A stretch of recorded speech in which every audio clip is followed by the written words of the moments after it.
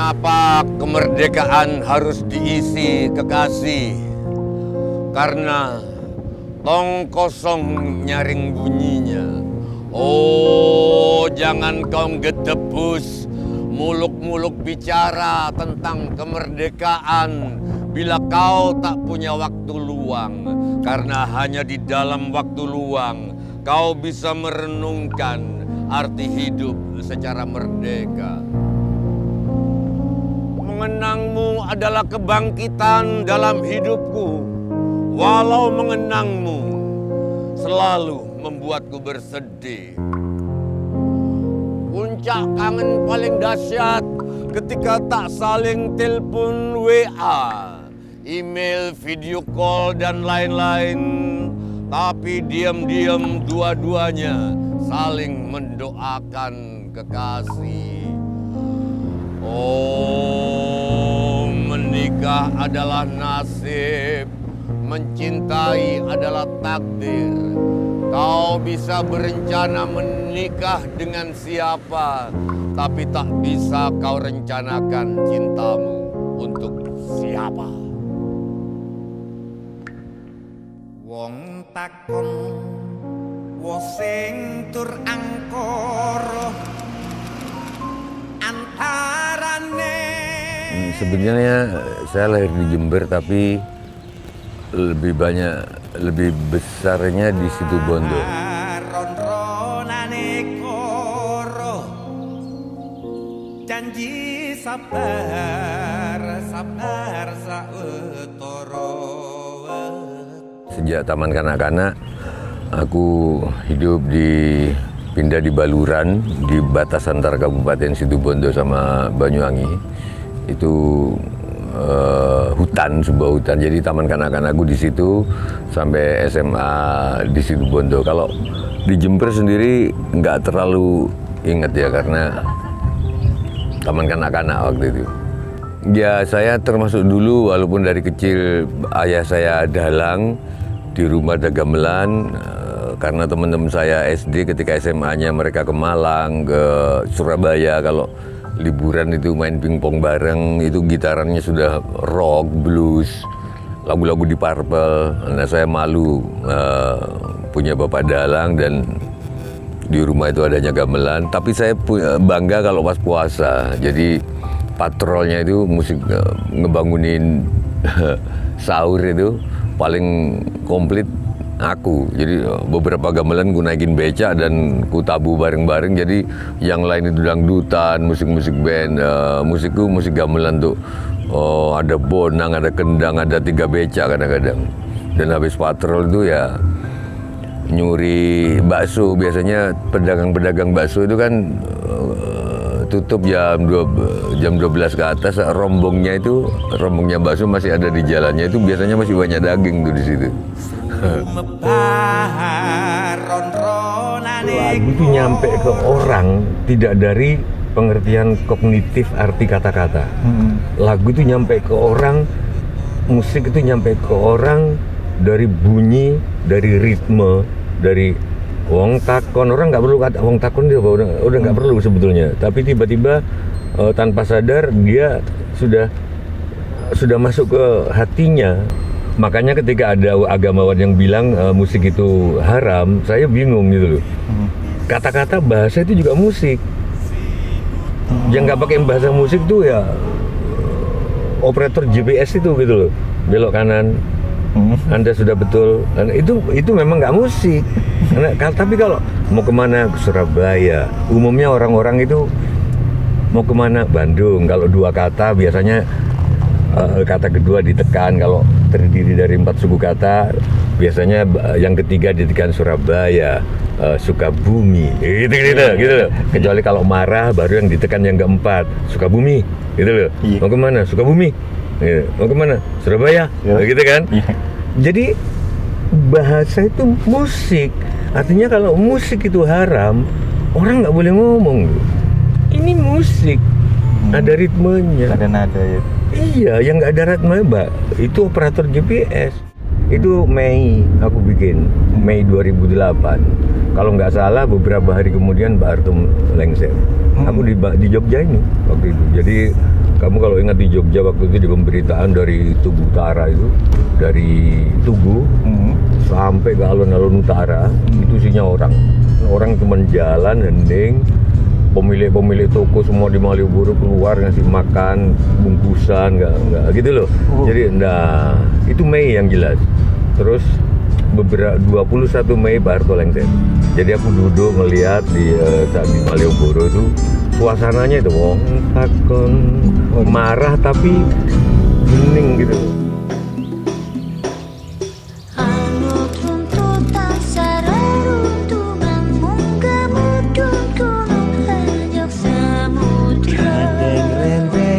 Jecereng renteng reroncening kembang kembang Mantenius dandan dadi dewa dewi dewaning asmara ya mudun bumi. Untuk konteks sosiopolitik sekarang yang kita mudah mengklaim paling benar, mudah mengklaim paling, mestinya guru-guru itu nanya berapa tambah berapa yang sama dengan 6. Itu loh, sehingga nggak harus 3 tambah 3 sama dengan 6. Mungkin nanti ada muridnya yang jawab, Bu, 4 tambah 2, Bu. Enggak, Bu, saya 5 tambah 1. Itu Indonesia, itu bineka. Jadi ini di Cafe Bahasa Basi akan melakukan apa, Pak? Ya, di Cafe Bahasa Basi ini yang satu grup sama penerbit di Papers. Biasalah launching bukunya judulnya Tembang Tali Jiwo. Jadi Tali Jiwo itu semacam puisi-puisi milenial lah, singkat gitu. Misalnya beberapa mereka ngejadiin quotes-quotes kayak jika yang suci selalu yang bening, maka tak akan pernah ada kopi di antara kita. Itu ada di truk-truk. Terus menikah adalah nasib, mencintai adalah takdir. Kau bisa berencana menikah dengan siapa, tapi tak bisa kau rencanakan cintamu untuk siapa. Gitu-gitu. Itu ada di kafe-kafe, ada. Nah, saya bikin buku Tali Jiwo, kumpulan dari Tali Jiwo. Nah, Tali Jiwo itu yang sebetulnya lahirnya di Twitter. Gitu loh. Aku jadiin cerita, itu satu Tali Jiwo. Aku extending jadi cerita, buku Tali Jiwo. Nah, ini malam nanti ini bagian dari itu.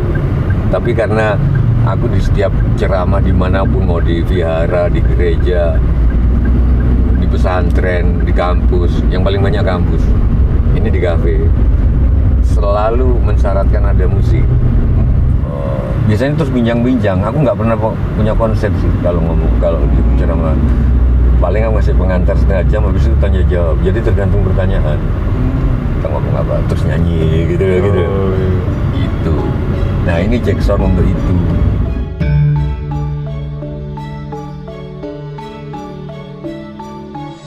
Jangan ngomong tentang bangsa yang besar deh. Kalau ada pramugari ngasih peragaan, keselamatan, terus kita semuanya kalau nggak baca HP. Bullshit. Karena berarti dia nggak care sama orang. Itu pelajaran-pelajaran dari Bapak Ibu. Aku sesibuk-sibuknya apa, begitu ada pramugari, aku lihat sampai dia selesai. Bukan apa dia, anakku pernah aku marahi, lupa kita kan sudah sering naik pesawat. Buat apa lagi ngelihat pramugari memperagain? Oke. Gimana kalau yang meragain itu ibumu?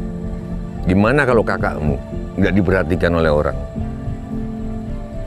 Gitu-gitu. Nah, itu keteladanan. Nggak bisa dari itu cara pijakan kita menjadi bangsa besar. Care satu sama lain. Itu yang kita sekarang nggak punya. Kita nggak care. Banyak anggota DPR yang nanya ke menteri. Begitu sudah dijawab sama menteri, dianya sudah nggak ada. Banyak. Dan mungkin menteri juga gitu. Kalau rapat sama presiden, nggak care. Aku juga sering ngalamin, tapi pernah marah. Ada mahasiswa diskusi nanya, begitu session aku jawab, dia udah nggak ada, pergi. Aku kejar di UI kejadiannya. Aku kejar, aku cengkerem ininya. Ini bukan soal aku pengen kamu perhatikan, tapi kalau semua orang dan kamu diikuti oleh teman-temanmu, hancur bangsa ini. Kamu nanya, begitu aja jawab, kamu udah mau pergi. Apa itu? Show off pertanyaan, show ilmu. Nggak bisa. hancur bangsa ini. Banyak kejadian gitu. Dan aku termasuk orang yang menolak ngomong bareng-bareng sama pembicara lain, mau dia menteri, kayak mau dia menko yang di forum main HP. Aku selalu sedih kalau ada lihat pembukaan ILC Band, pembukaan ILC Tech, narasumber bicara satu sama lain. Perhatikan dong, mau dia Ahmad Albar, mau dia Putri Ayu, bukan apa-apa. Kalau kita nggak punya respect kepada kesenian, itu akar dari kebudayaan, bullshit dan pembangunan kebudayaan di Indonesia.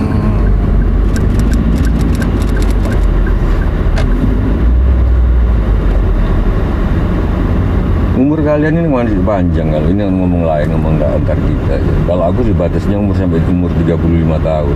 Ya aku 35, aku seneng kan ada angka-angka yang aku percaya itu magis. 35 kan 8 hari namanya kalau kerja 35. Kalau kamu 35 tahun ke atas masih kerja karena duit, bahaya. Kerja itu harusnya karena seneng, duit itu tidak akan datang sendiri.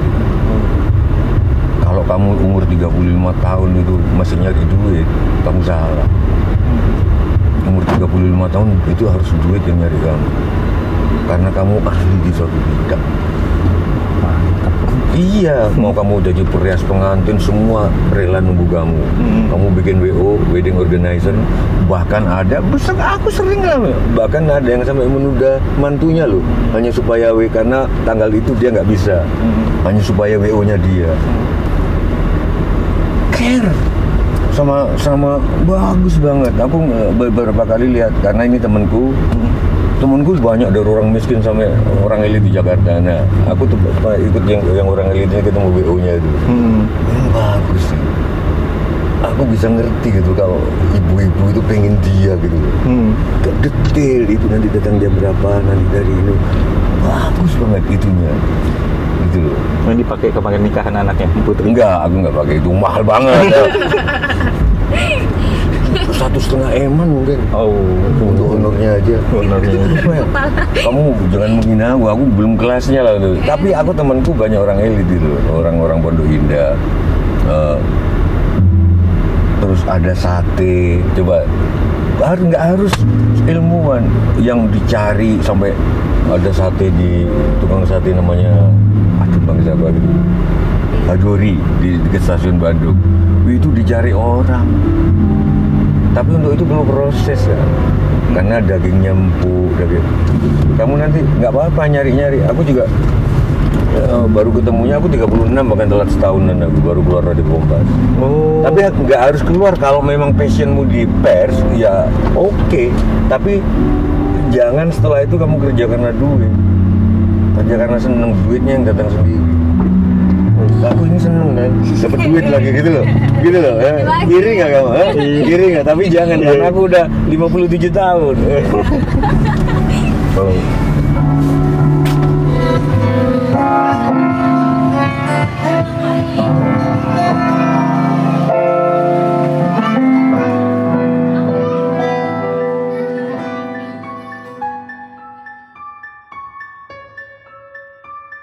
Aku misalkan termasuk orang yang nggak berani baca surat Al-Ikhlas, jujur aja.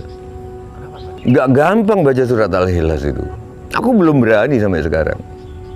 Aku paling tersiksa itu kalau ikut sholat terus ada imamnya baca itu, waduh gitu loh. Karena gitu, berat surat Al-Ikhlas itu.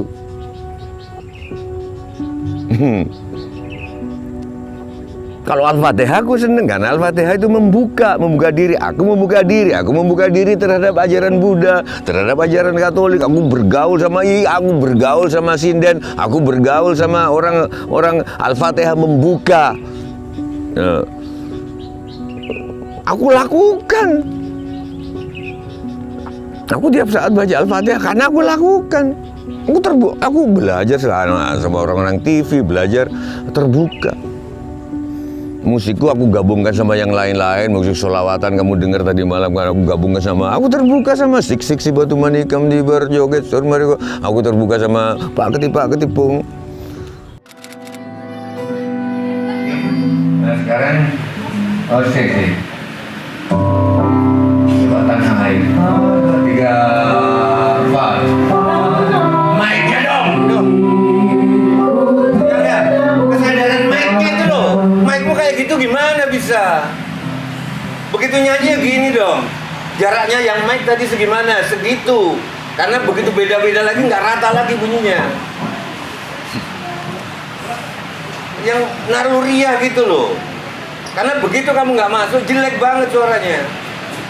Yo, tuh, wah, tuh, wah.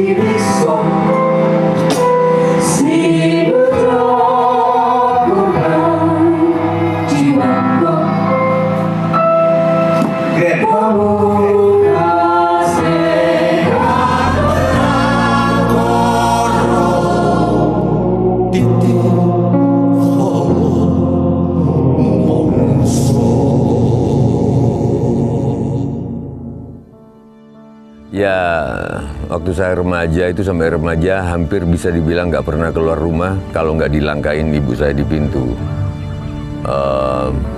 Saya sering didongengin juga sama ibu saya karena beda sama bapak saya. Ibu saya itu pembaca, ibu saya itu mulo kalau zaman Belanda, kalau sekarang itu SMP. Jadi lebih tinggi pendidikannya daripada bapak. Bapak saya SD, HBS.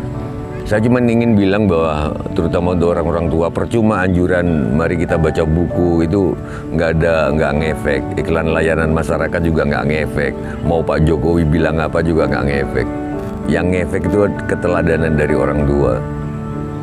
Yang bikin saya sekarang baca buku dan menjadi penulis buku juga karena hampir saya selalu tidak pernah melihat ibu saya tidur tanpa ada buku di dadanya yang ketiduran. Jadi jangan-jangan sekarang itu kita termasuk yang rendah di dunia, bahkan di ASEAN,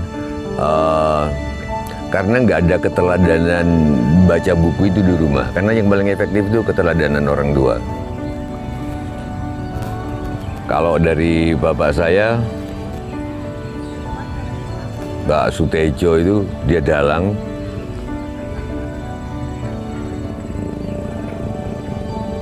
Dia selalu usil bapakku itu. Jadi saya sering lihat tiba-tiba ada orang nyapu di jalan, bapak saya itu turun, tiba-tiba diginiin, dilikiti kalau Jawanya dari belakang gitu.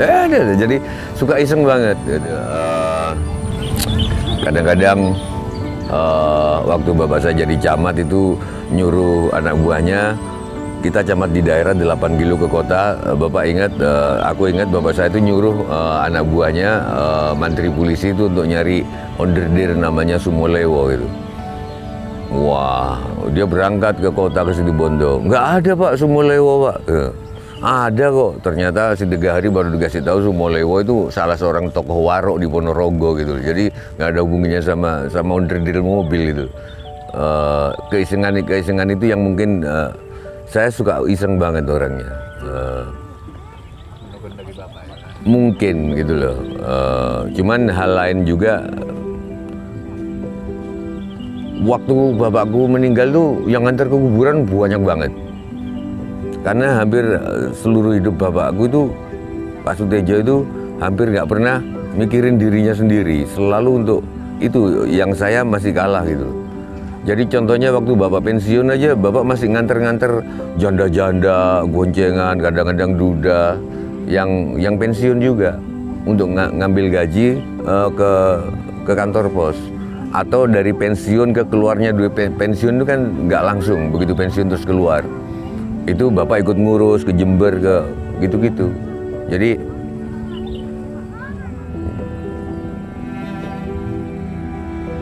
untuk ke depan aku kira ya Utaya, mari kita menjadi bangsa yang besar, mari kita galang persatuan. Ya bolehlah diucapkan oleh pejabat, bolehlah diucapkan oleh iklan layanan masyarakat. Tapi menurutku nggak ngefek. Yang paling ngefek cuman keteladanan orang tua. Ketika anakku misalnya, karena aku sering lihat bapak nggak pernah nganter tamu itu cuman sampai ke pintu rumah.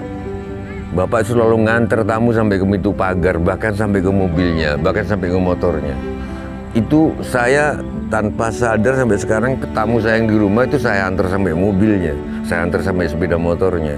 Bukan pintu rumah terus dia pergi masuk. Bukan mau, nggak bisa, anak saya niru. Bahkan kalau taksi datang, terus aku turun, aku tunggu sampai taksi itu pergi. Dan aku ngadep ke taksi. Begitu dia pergi, aku baru masuk rumah.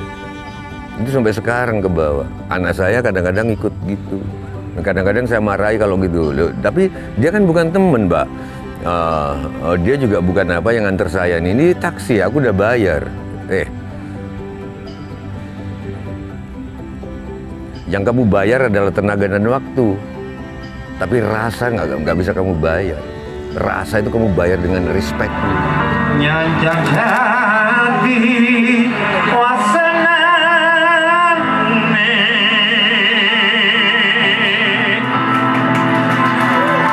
brebes milih ayu saking langit didengket lembahing pansos.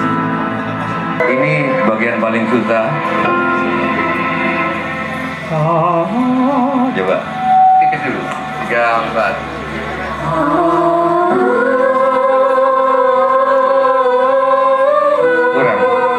kurang sedih. Ini bukan soal nyanyi tapi soal pengalaman. Makanya Queen nanti disakiti berapa kali kalau ngelanang. Nah, iku iling-ilingan maneh dan dia yang paling mengalami mantane ku ngundang nang mantenane. Nah, coba ingat-ingat itu. Jadi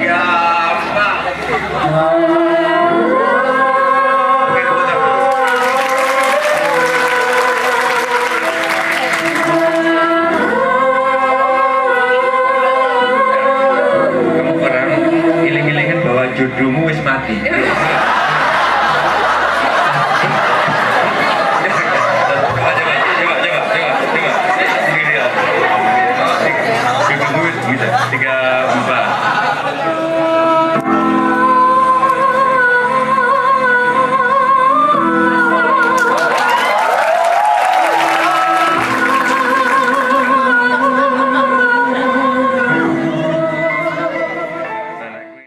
Saya, Sujiwo Tejo, golput seumur hidup, tetapi sekarang sudah punya pilihan.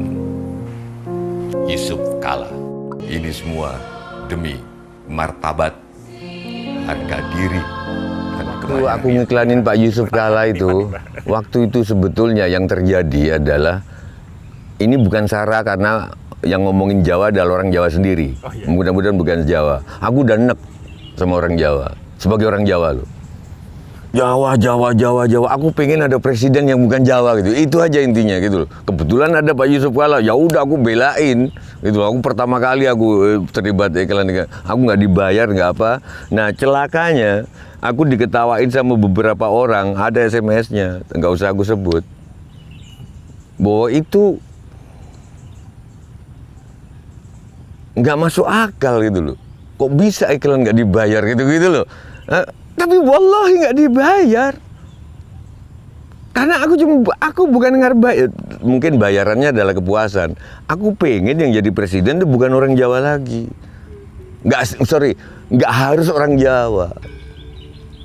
Tapi aku sebagai dalang Jawa, otokoreksi terhadap, yuk kita belajar ke suku-suku lain, belajar ke Bugis, belajar intelektualisme ke Minang.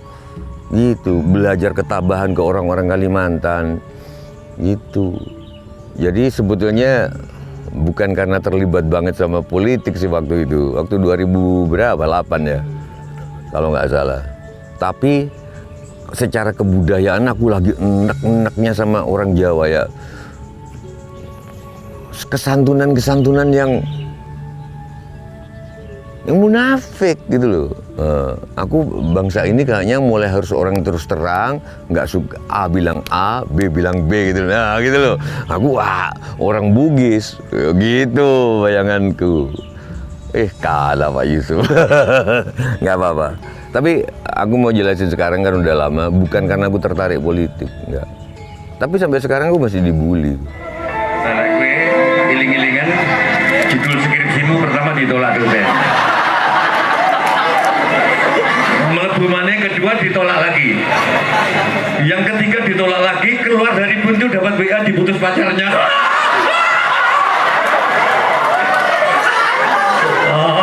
Coba. Ini kita Yusuf di tengah bondo. Iki dibokongi truk ya wis akeh. Ono raiku barang. Iya, malah di Mojokerto asu tenan. Di mobil tinja iku lho. Wallah gitu loh. Mobil tinja ono aku mengenge ngono ndek mburi ngono. Sugih tanpa bondo ndasmu. Mobil tae iku lho. Di Mojokerto. Wis ngomong iku.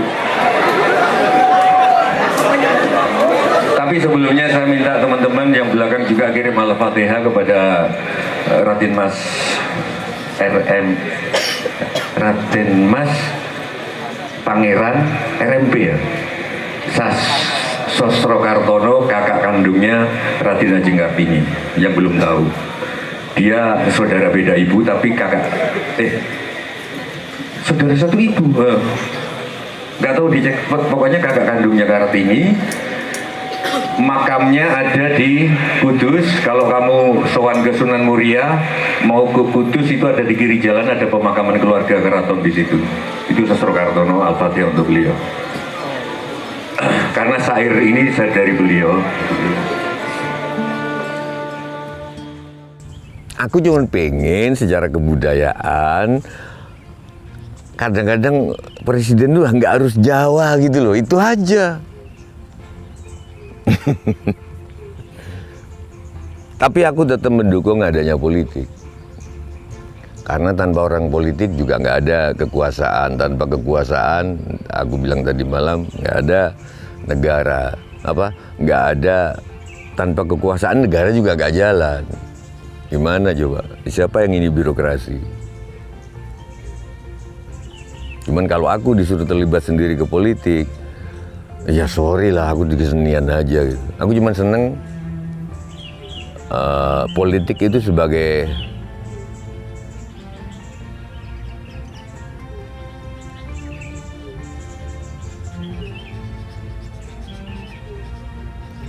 sesuatu yang harus aku baca gitu loh. Itu aja lah. Seperti perempuan, seperti alam gitu. Makanya aku kalau aku ngomongin politik adalah aku sebagai pembaca, seperti halnya kalau aku ngomongin bola, bukan karena aku pemain bola.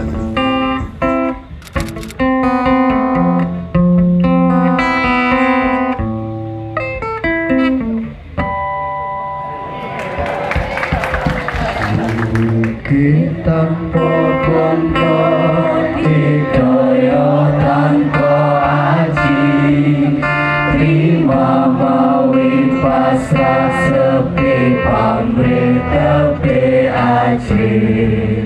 Sugih tanpa bondo didaya tanpa aji, terima mawi pasrah sepi pamrih tepi aji. Saiki kalian nggak usah nyanyi, aku tak pengen ngrungokno cangkeme penonton. Pakai gitar aja, di sedikit pasti asik suasananya. Coba ya, 3, 4.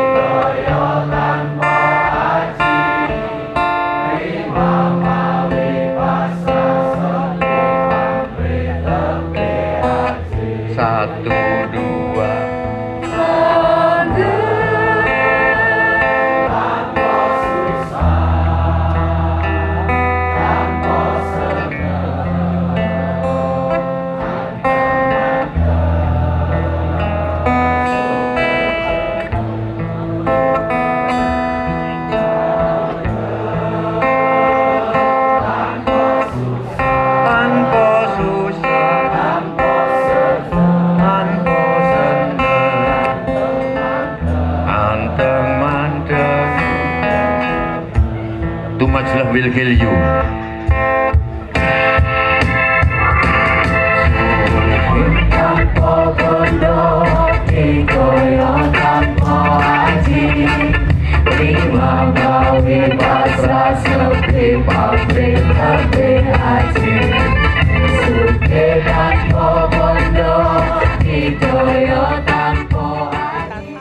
ini menurut banyak beberapa temanku, Kiai Ahmad Dahlan cuma ngajarin pertama sabar.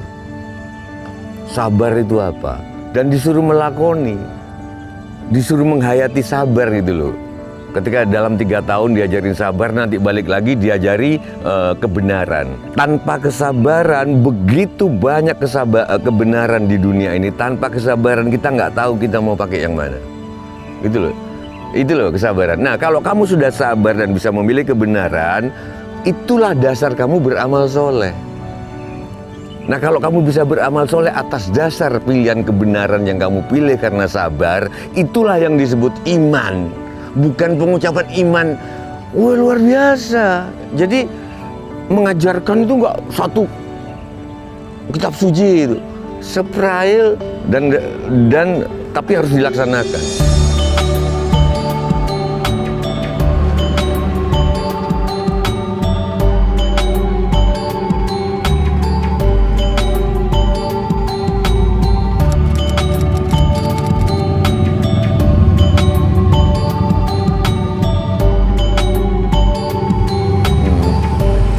Hitam. Jamu juga jarang minum, obat juga enggak. Kadang aktif. Iya sering.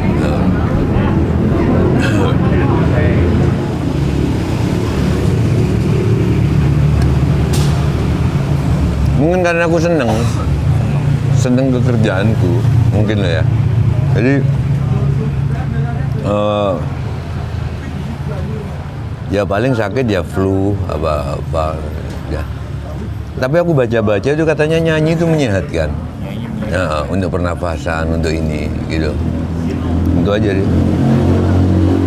Oh, aku agak rutin minum itu yang tablet yang isinya yang bening itu minyak minyak ikan gitu. Sama madu, ada beberapa janjuker yang suka ngirim madu. Ya, tadi ada ngasih madu juga. Itu. Nah, ngomong-ngomong janjuker, sejarah mendirikan janjuker itu sebenarnya hingga didaulat menjadi presiden dari janjuker.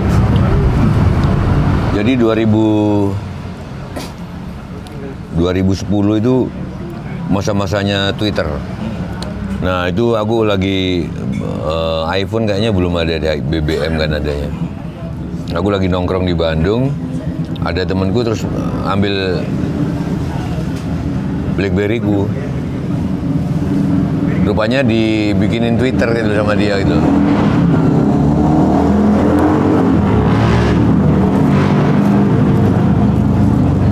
Terus dibikinin Twitter, pakai nama apa? Ya udah Sujiwo Tejo aja.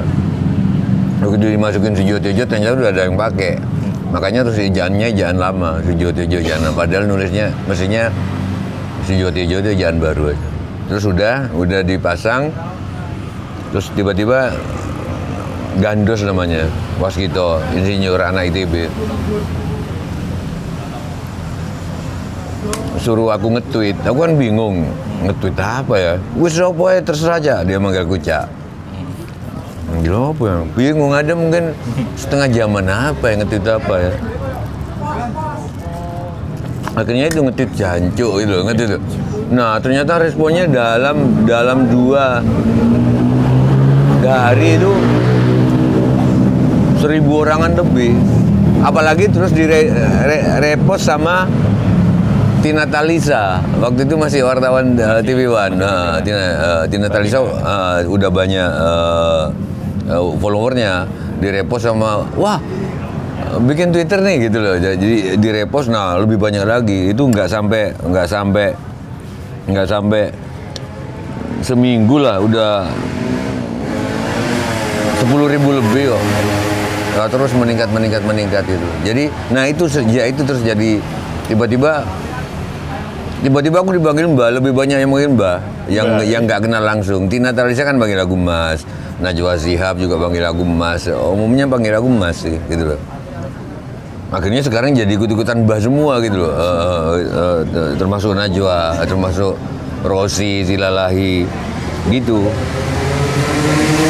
Nah, kalau terus jadi Republik Janjukers, aku nggak tahu, aku lupa. Tiba-tiba ada mungkin 1-2 orang yang manggil aku presiden gitu, terus jadi begitu. Jadi rame. Iya, kalau Janjuk awalnya dari buka Twitter itu, kalau presiden aku lupa riwayatnya. Tapi itu bukan dari aku gitu. Gitu loh.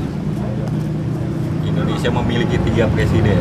Presiden Apa? Jokowi, Presiden ILC, Presiden Janjuk.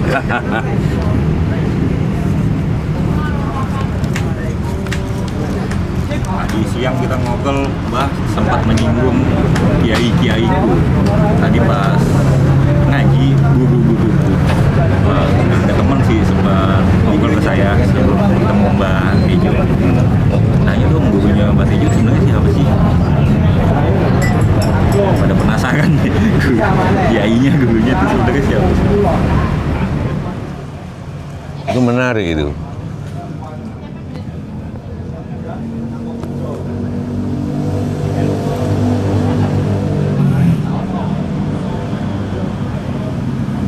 Guruku siapa ya?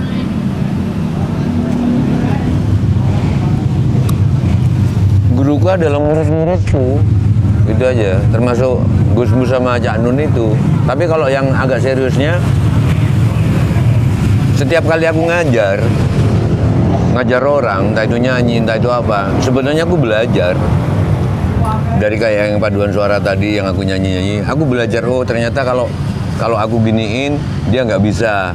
Orang yang tipe begini nggak bisa, orang tipe begitu bisa, yang suaranya. Jadi diam-diam aku juga belajar. Ada tipe-tipe manusia yang begitu. Kita minta diajari, ketika seseorang itu mengajari, kita belajar juga dari gitu loh.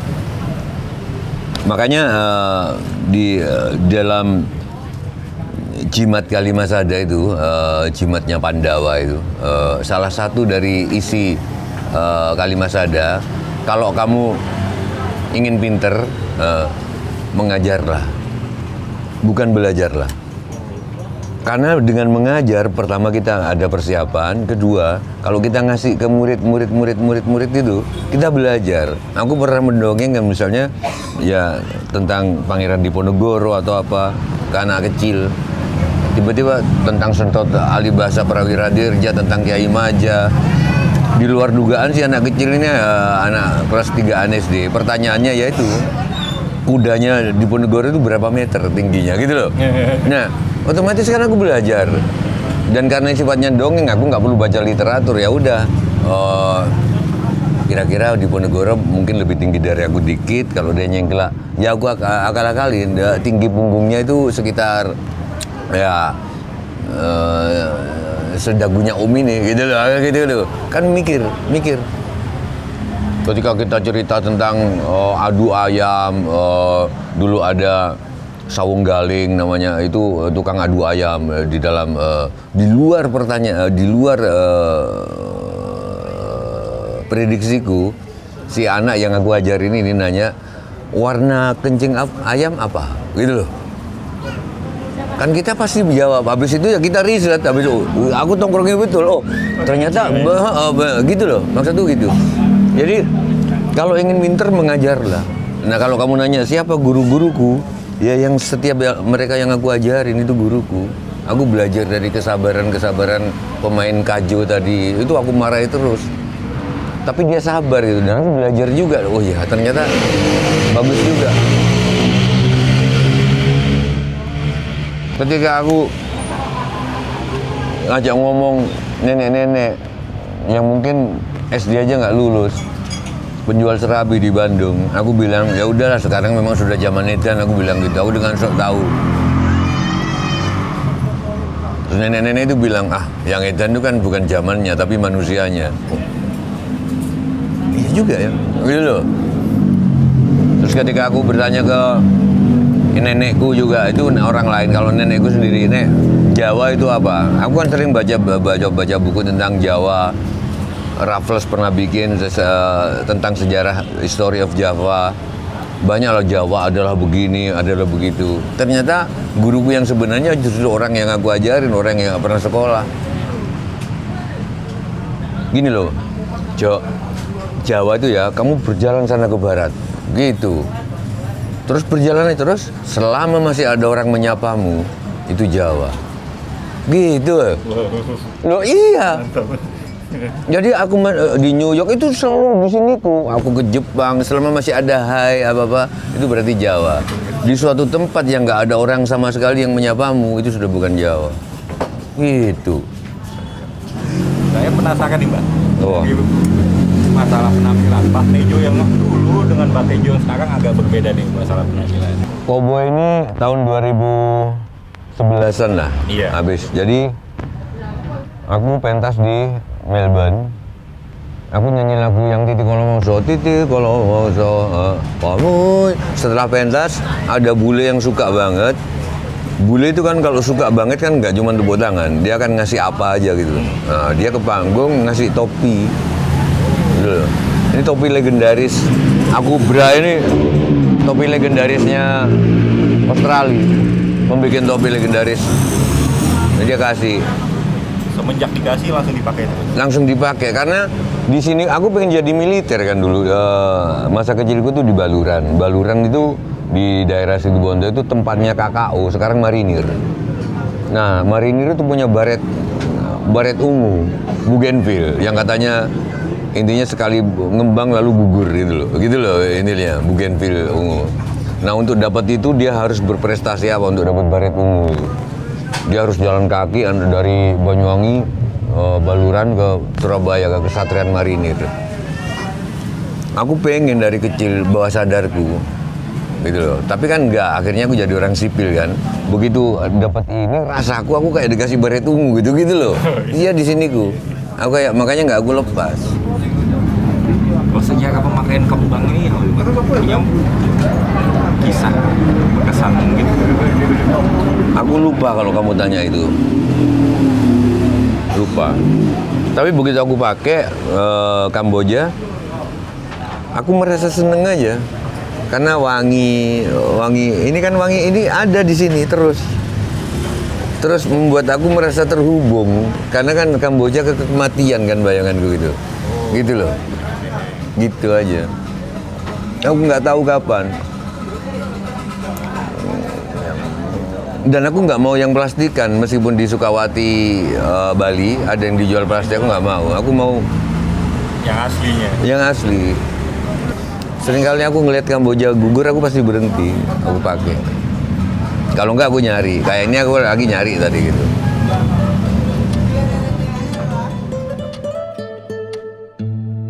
Tokoh-tokoh bangsa yang aku kagumi, kalau misalkan nggak aku sebut di sini, belum tentu karena nggak aku kagumi ya, mungkin aku kelewat atau lupa. Tapi ya jelas Agus Salim, Ahmad Dahlan,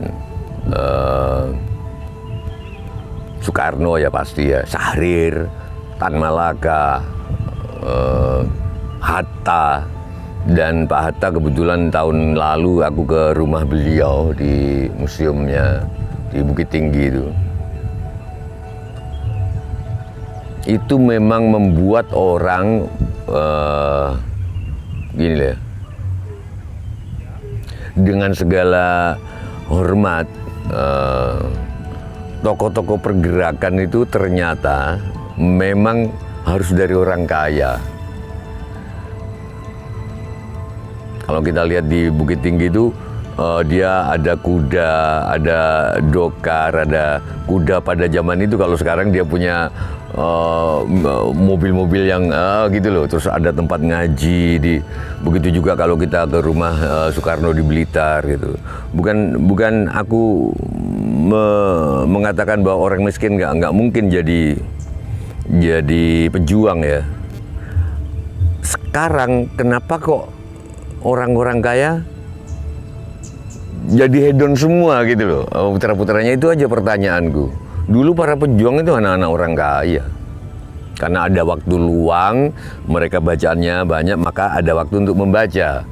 Makanya saya selalu suka baca puisi, jangan kau gedebus muluk-muluk ngomong soal kemerdekaan kalau kamu nggak punya waktu luang. Karena hanya di dalam waktu luang kita hanya dapat merenungi makna kemerdekaan hidup. Nah, itu mereka punya waktu luang, kenapa bisa jadi gerakan sosial? Ahmad Dahlan. Nah, sekarang kenapa waktu luang kok jadi gerakan hedonistik? Membeli mobil ini, pamer punya ini, pamer. Kegunaannya untuk sesama apa? Ini bisa kita jadikan diskusi bareng. Rata-rata anak orang berada. Aku lihat itu dari rumahnya Bung Hatta itu ke belakang tuh ada sawah luas banget. Tapi disekolahin ke Belanda, tapi dia tetap cinta sama Indonesia, bayangin ya Pak.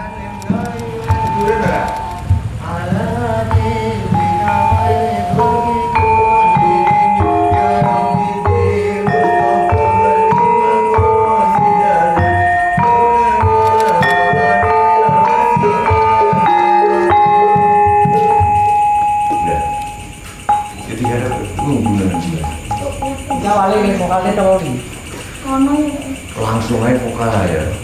Mulai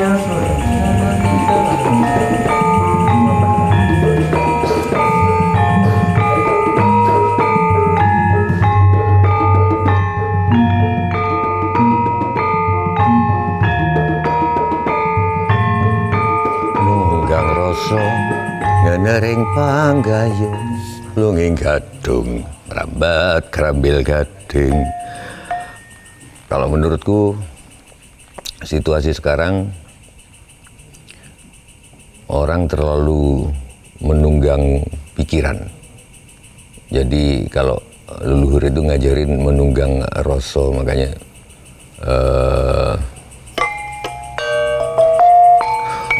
nunggang rasa ngenering panggayo lunging gadung merambat kerambil gading. Nunggang rasa, aku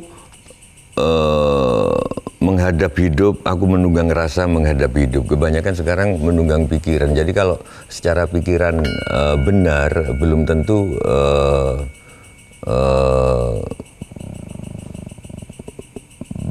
tentu bijak gitu loh.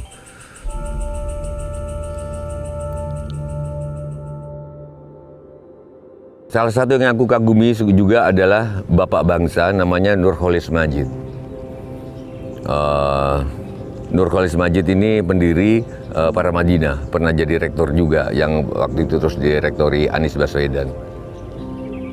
Dia ngomong gini, almarhum ya, etis itu bukan cuman ke orang lain loh Jo, gitu.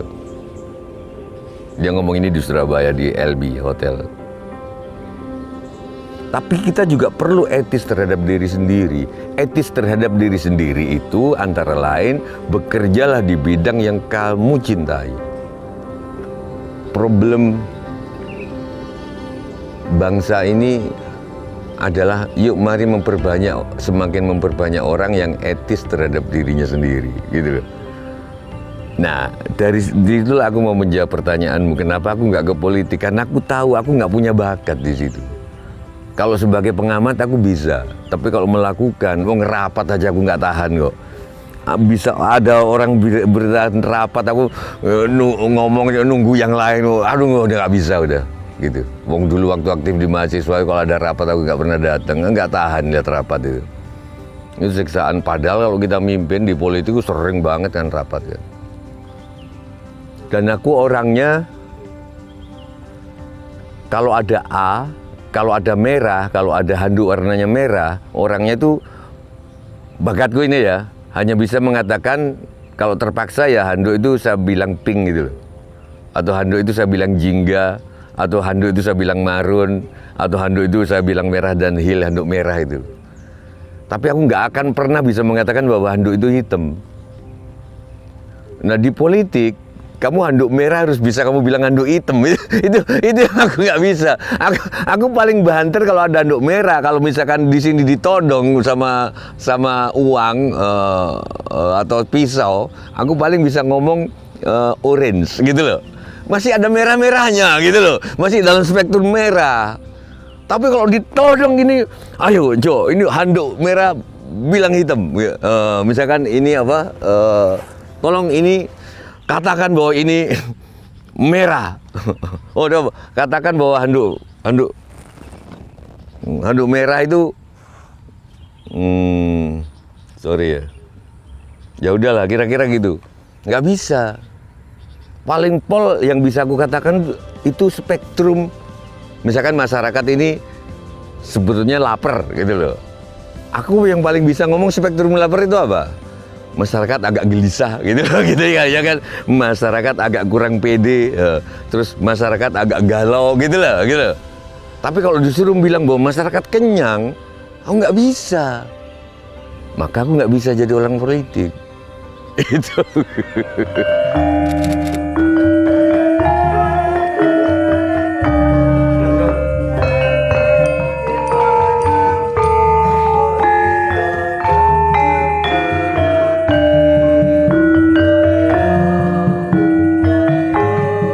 Ya musik-musik tradisi itu tidak kita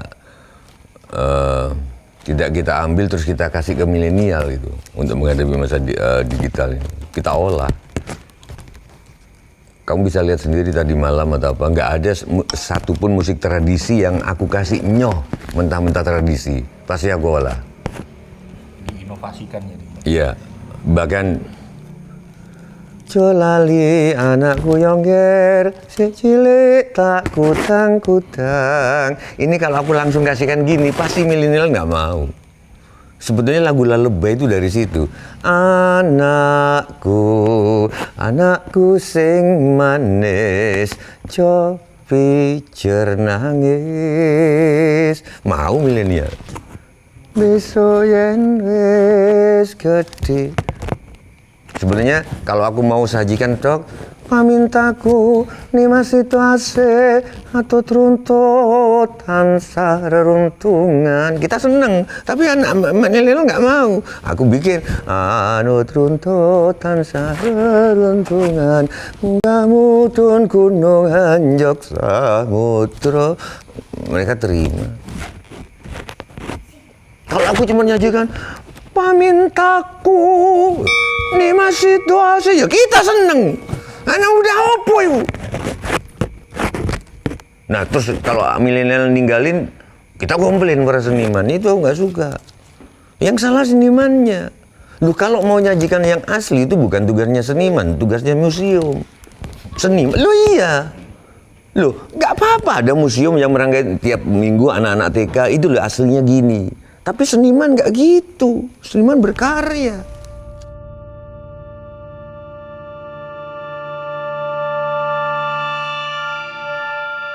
Aku nggak ada potongan jadi presiden atau aku jadi seniman aja. Tapi kalau kalian paksa berandai-andai jadi presiden, yang aku tawarkan adalah aku ketemu milenial, aku ketemu orang-orang tua kayak aku kalau mendalang. Kalau aku di band itu yang datang milenial, tapi kalau aku mendalang itu dari anak kecil sampai milenial sampai kakek-kakek. Halo Mas. Nah, aku akan temuin seperti halnya kalau aku mendalang, aku akan ngomong bahwa yuk kita akan masa depan Indonesia adalah misalkan kita bikin negeri pariwisata, atau kita bikin negeri ilmu pengetahuan, atau kita bikin negeri wisata tasawuf, wisata. Jadi harus satu aja, nggak usah macam-macam. Mau jadi negara pertanian, mau fokus. Kalau mau jadi negara pertanian, oke, pertanian. Oke, kalau gitu kita misalkan Indonesia adalah lumbung pangan dunia gitu loh. Kita fokus IPB, ITB, penelitian ke situ semua. Menurutku kita nggak fokus sekarang. Nggak ada ikatan di depan, kita mau kemana gitu loh. Yang lain-lainnya berarti kembangan wisatanya, wisata pertanian, wisata itu kita kembangin. Tapi ada tujuan yang jelas. Konsep bangsa di masa depan adalah suatu kerumunan orang di ruang dan waktu tertentu yang diikat oleh tujuan. Kalau dulu yang dipegang oleh Soekarno adalah suatu kaum yang mengalami penderitaan yang sama dalam kurun waktu tertentu. Intinya, mari kita ikat sebuah bangsa, bukanlah suku, dia bukan darah kita. Karena suku itu konkret, bangsa itu rekayasa, bangsa itu fiksi. Karena fiksi maka harus dirawat. Nah itu yang akan mengikat kita. Kalau aku jadi presiden, nah, tapi sekarang udah jadi presiden Janjukers. Dulu waktu anak-anak saya suka kesatria, terus makin lama akhirnya saya ngefans pada Semar ini.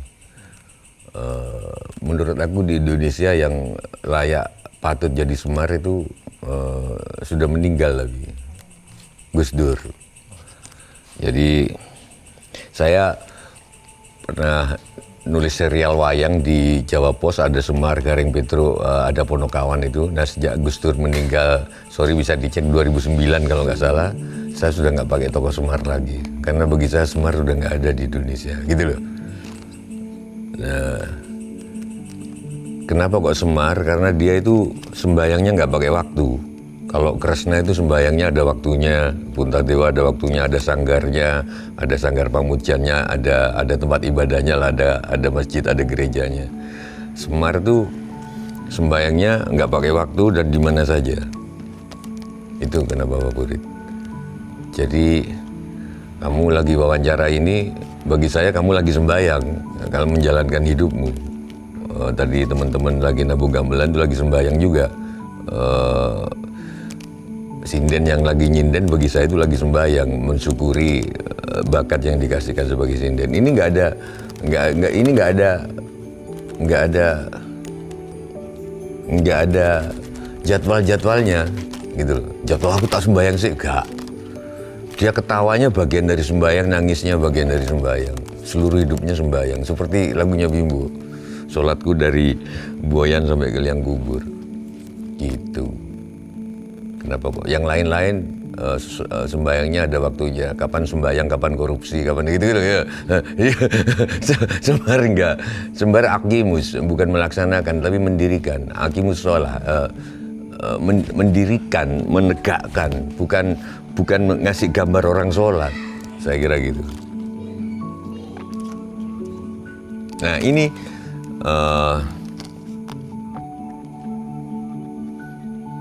kalau guru-guru saya bilang, ini satu-satunya yang bilang tadah pradah ora wegah. Jadi prinsipnya gitu. Tadah itu tidak ada doa apapun kecuali terima kasih. Itu Semar. Tidak ada doa apapun kecuali alhamdulillah. Jadi nggak minta cepet wisuda, nggak minta apa gitu, nggak minta cepet nikah. Pokoknya apa yang ada itu disyukurin, doanya Semar. Itu tadah. Pradah itu tidak membeda-bedakan.